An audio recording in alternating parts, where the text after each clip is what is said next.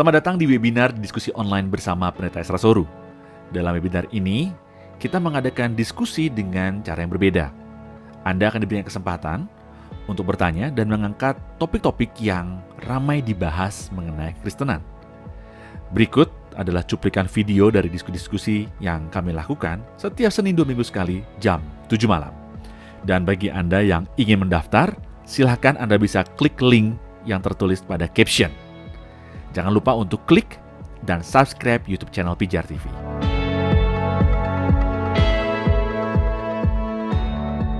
Bagaimana Pak dengan gereja yang masih mengizinkan penganutnya untuk tetap memelihara budaya lokal seperti menyembah leluhur atau adat istiadat? Apakah ini bisa dianggap sebagai inklusivisme, Pak?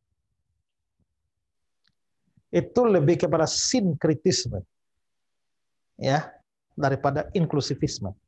Jadi memang mencoba untuk sambil mengawinkan antara budaya dengan iman kita. Nah, akhirnya terjadi kompromi-kompromi. Itu lebih kepada sinkritisme. Sedangkan seperti saya bilang tadi, kalau inklusivisme itu lebih berkenaan dengan urusan keselamatan. Sedangkan sinkritisme itu tidak berkaitan dengan urusan keselamatan. Ya, itu hanya kompromi-kompromi saja. Ya, dan kita sendiri tidak semua budaya itu buruk ya. Makanya orang Kristen juga boleh menerima budaya, tapi kita budayanya harus selektif.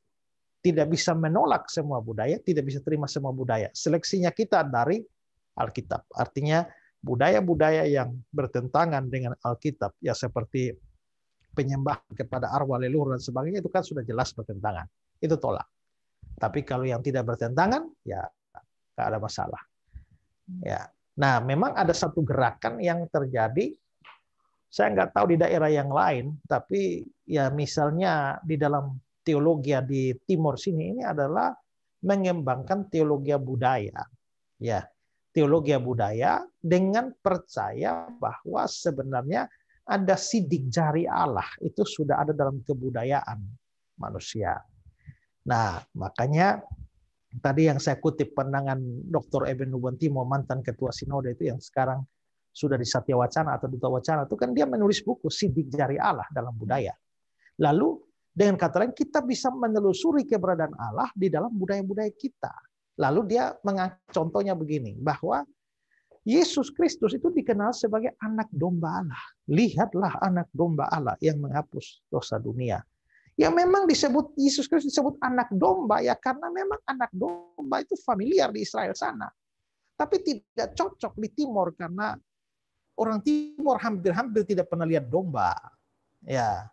Jadi gambarannya itu gambaran Yahudi, kita harus lihat gambaran Timur. Nah, lalu beliau mulai menelusuri budaya Timur, lalu menemukan bahwa orang Timur tempo dulu itu mempercayai satu sosok pelindung, sosok yang mengayomi itu pada buaya. Buaya itu dianggap sebagai sosok yang melindungi dan mengayomi, menyelamatkan dan sebagainya. Sehingga untuk orang Timur tidak cocok Yesus itu anak domba Allah. Lebih cocok itu anak buaya. Itu kan jadi begitu jadinya.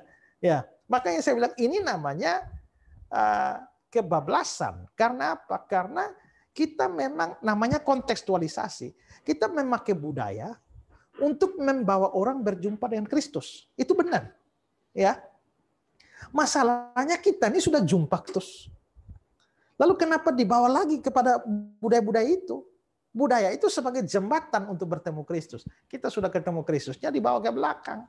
Nah, maka menurut saya ini salah arah itu ya. Kontekstualisasi yang salah arah. Jadi budaya tetap kita terima sepanjang tidak bertentangan dengan firman. Ya. Terima kasih saudara sudah menyaksikan cuplikan diskusi bersama Pendeta Esra Soru. Jangan lupa segera mendaftar dengan klik link pada caption sekarang juga. Informasi selengkapnya ada pada image di akhir video ini.